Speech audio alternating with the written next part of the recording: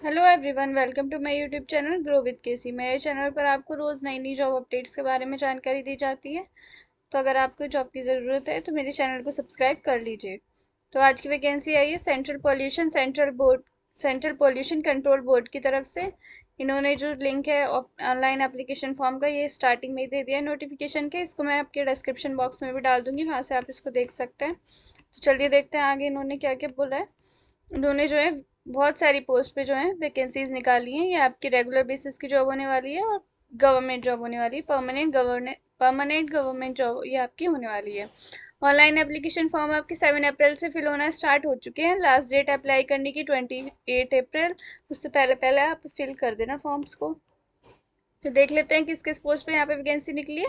पहली पोस्ट है यहाँ पे साइंटिस्ट बी की, लेवल 10 की सैलरी यहाँ पे आपको मिलने वाली है। टोटल 22 पोस्ट है यहाँ पे और 35 ईयर्स आपकी अपर एज लिमिट है।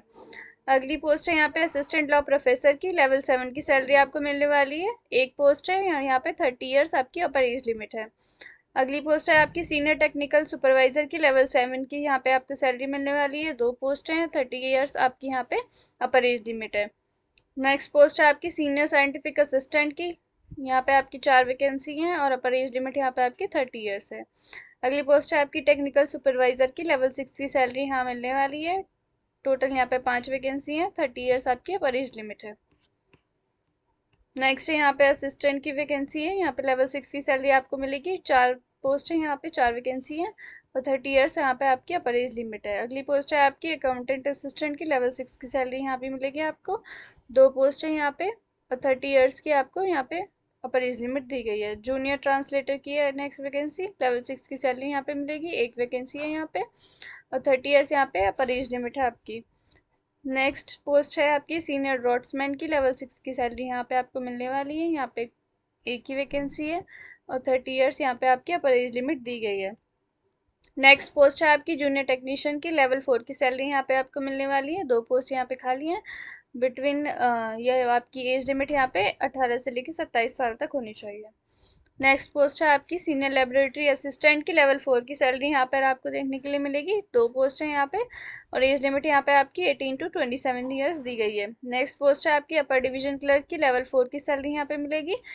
8 वैकेंसी है यहाँ पे और एज लिमिट आपकी 18 to 27 ईयर्स होनी चाहिए। डाटा एंट्री ऑपरेटर ग्रेड 2 के लिए आपको लेवल 4 की सैलरी मिलेगी। 1 वैकेंसी है यहाँ पे, age limit 18 to 27 years. Next post है आपकी स्टेनोग्राफर ग्रेड 2, लेवल 4 की सैलरी यहाँ पे मिलेगी। 3 वैकेंसी है यहाँ पे, age limit is 18 to 27 years आपकी होनी चाहिए। नेक्स्ट पोस्ट है आपकी जूनियर लेबोरेटरी असिस्टेंट की, लेवल 2 की सैलरी यहाँ पे मिलेगी आपको। 2 वैकेंसी है यहाँ पे और एज लिमिट आपकी 18 to 27 ईयर्स होनी चाहिए यहाँ पे। नेक्स्ट पोस्ट है आपकी लोअर डिवीजन क्लर्क की, लेवल 2 की सैलरी यहाँ पे मिलेगी। 5 वैकेंसी है, age limit 18 to 27 years. Next post है फील्ड अटेंडेंट की, लेवल 1 की सैलरी यहाँ पे आपको मिलेगी। 1 वैकेंसी है और एज लिमिट है आपकी 18 to 27 ईयर्स। नेक्स्ट वैकेंसी आपकी एमटीएस यानी कि मल्टीटास्किंग स्टाफ की, लेवल 1 की सैलरी यहाँ पे आपको मिलेगी। 3 वैकेंसी यहाँ पे है और आपकी एज लिमिट यहाँ पे है 18 to 27 ईयर्स। बाकी देख लेते हैं इन्होंने क्या बोला है। एज रिलैक्सेशन भी यहाँ पे आपको दिया गया है। SC ST को यहाँ पे 5 ईयर्स का एज रिलैक्सेशन है, OBC को 3 ईयर्स का, PWD EWS और अनरिजर्व को 10 ईयर्स का, PWBD OBC को 13 ईयर्स का, PWBD SC ST को 15 ईयर्स का और एक्स सर्विसमैन को 5 ईयर्स का। ये नीचे और भी डिटेल्स में दिया गया है कि किस किस को कितना कितना एज रिलैक्सेशन है, ये आप पढ़ लीजिएगा। मैं नोटिफिकेशन का PDF आपको, इसका लिंक मैं आपको डिस्क्रिप्शन में दे दूँगी, वहाँ से आप इसको पूरी तरीके से अच्छे से पढ़ सकते हैं। तो आपको कोई भी डाउट नहीं रहेगा। फिर भी कोई डाउट रहता है तो आप कमेंट सेक्शन में कमेंट कर सकते हैं, मैं आपका रिप्लाई ज़रूर दूँगी। अब पोस्ट के लिए देख लेते हैं एजुकेशन क्वालिफिकेशन और एक्सपीरियंस क्या मांगा गया है। एसेंशियल में इन्होंने मांगा है bachelor degree in engineering technology from a recognised university और institution in environmental engineering, civil engineering, instrumentation engineering, chemical engineering, mechanical engineering, artificial intelligence, computer science and information technology. अगर इनमें से किसी ने भी आपने बैचलर्स डिग्री की है तो आप इसके लिए अप्लाई कर सकते हैं। प्रेफरेंशियल अगर आपने मास्टर्स डिग्री की है इंजीनियरिंग या टेक्नोलॉजी में तो आपको प्रेफरेंस भी दी जाएगी। या फिर आपने मास्टर्स डिग्री की हो केमिस्ट्री में, एनवायरमेंटल साइंस में, माइक्रोबायोलॉजी में फ्रॉम अ रिकॉग्नाइज्ड यूनिवर्सिटी, तब भी आप अप्लाई कर सकते हैं। अगर आपका नेट क्वालिफाइड है या फिर आपने PhD किया है तो आपको प्रेफरेंस भी दी जाएगी। नेक्स्ट पोस्ट के लिए एलिजिबिलिटी देख लेते हैं। असिस्टेंट लॉ ऑफिसर के लिए अप्लाई करने के लिए आपके पास बैचलर डिग्री होनी चाहिए in law from a recognised university, should have 5 years experience, 5 year का एक्सपीरियंस मांगा गया है आपका as an officer of state judicial service, या फिर 5 year का एक्सपीरियंस हो आपको in the legal department of state, should be a central government servant who has 5 years experience in legal affairs, या फिर should be a qualified legal practitioner who has practiced as such for 5 years। अब आगे देख लेते हैं आपका senior technical supervisor के लिए possessing a bachelor degree in instrumentation engineering. अगर आपने इंस्ट्रूमेंटेशन इंजीनियरिंग में बैचलर्स डिग्री हासिल की है तो आप इसके लिए अप्लाई कर सकते हैं, या फिर इंस्ट्रूमेंटेशन और इलेक्ट्रॉनिक्स इंजीनियरिंग में की है तब भी आप इसके लिए अप्लाई कर सकते हैं। 3 years का यहाँ पे एक्सपीरियंस आपका मांगा गया है। नेक्स्ट पोस्ट है यहाँ पे सीनियर साइंटिफिक असिस्टेंट के लिए आपकी एजुकेशन क्वालिफिकेशन देख लेते हैं। Possessing masters degree in science from a recognised university with 2 years experience in the relevant field. Masters degree आपने साइंस में की हुई होनी चाहिए और आपका 2 years का एक्सपीरियंस होना चाहिए।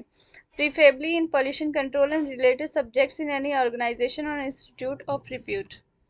टेक्निकल सुपरवाइजर के लिए आपकी एजुकेशन क्वालिफिकेशन देख लेते हैं। डिग्री इन मैकेनिकल इंजीनियरिंग या फिर electronics engineering, instrumentation engineering, electrical engineering with 3 years of experience. यहाँ पे आपका 3 साल का एक्सपीरियंस मांगा गया है।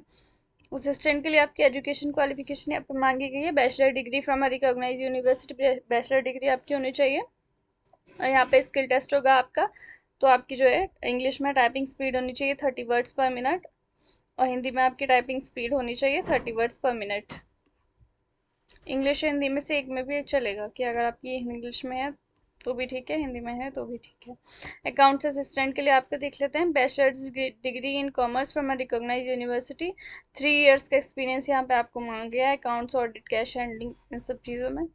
जूनियर ट्रांसलेटर के लिए आपका देख लेते हैं education qualification. Masters degree from a recognised university in Hindi with English as a compulsory और इलेक्टिव सब्जेक्ट और as an medium of examination at the degree level, या फिर मास्टर्स डिग्री होनी चाहिए आपकी इंग्लिश में with Hindi as a compulsory subject और elective subject और as the medium of examination at the degree level, या फिर मास्टर्स डिग्री होनी चाहिए in any subject other than Hindi or English with Hindi medium and English as a compulsory or elective subject or as a medium of examination at the degree level, या फिर masters degree होनी चाहिए in any subject other than Hindi or English with English medium and Hindi as a compulsory or elective subject or as a medium of examination at the degree level, या फिर आपकी masters degree होनी चाहिए in any subject other than Hindi or English with Hindi and English as a compulsory or elective or either of the two as a medium of examination and the other as a compulsory or elective subject at degree level। और साथ ही साथ आपके पास जो है recognise diploma और certificate course in translation from Hindi to English and vice versa, और 2 years experience of translation work from Hindi to English and vice versa in central और state government including government of India undertaking. 2 years का यहाँ पे आपका experience मांगा गया है इस काम में। सीनियर ड्रॉट्समैन के लिए आपकी एजुकेशन क्वालिफिकेशन देख लेते हैं। आपके पास डिग्री होनी चाहिए सिविल इंजीनियरिंग में, 3 years का आपका जो है एक्सपीरियंस यहाँ पे मांगा गया है। जूनियर टेक्नीशियन के लिए आपके पास जो है डिप्लोमा होना चाहिए इलेक्ट्रिकल इंजीनियरिंग में, 1 year का यहाँ पे आपका एक्सपीरियंस मांगा गया है। सीनियर लेबोरेटरी असिस्टेंट के लिए यहाँ पे 12th स्टैंडर्ड पास होना चाहिए साइंस से फ्रॉम अ रिकॉग्नाइज बोर्ड और institution with 3 years of experience in the relevant field. Desirable में आपको मांगा गया है degree in science from a recognize university. अगर आपने ग्रेजुएशन की हुई है साइंस से तो आपको जो है यहाँ पे प्रेफरेंस भी मिलेगी। अपर डिवीजन क्लर्क के लिए आपकी एजुकेशन क्वालिफिकेशन है डिग्री ऑफ रिकॉग्नाइज यूनिवर्सिटी और इक्विवेलेंट, और यहाँ पे आपकी टाइपिंग स्पीड होनी चाहिए 30 word per minute in English और 30 word per minute in Hindi only on computer.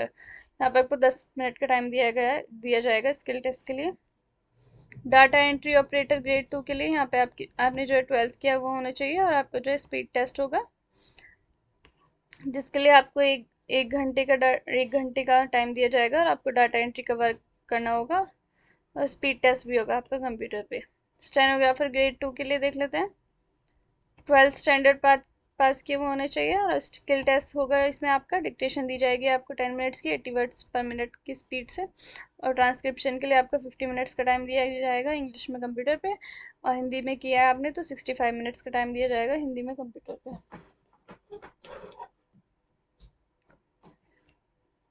Where a candidate passes both in English or Hindi tests, she will be given preference in selection as compared to another who passes with equal marks in one language only.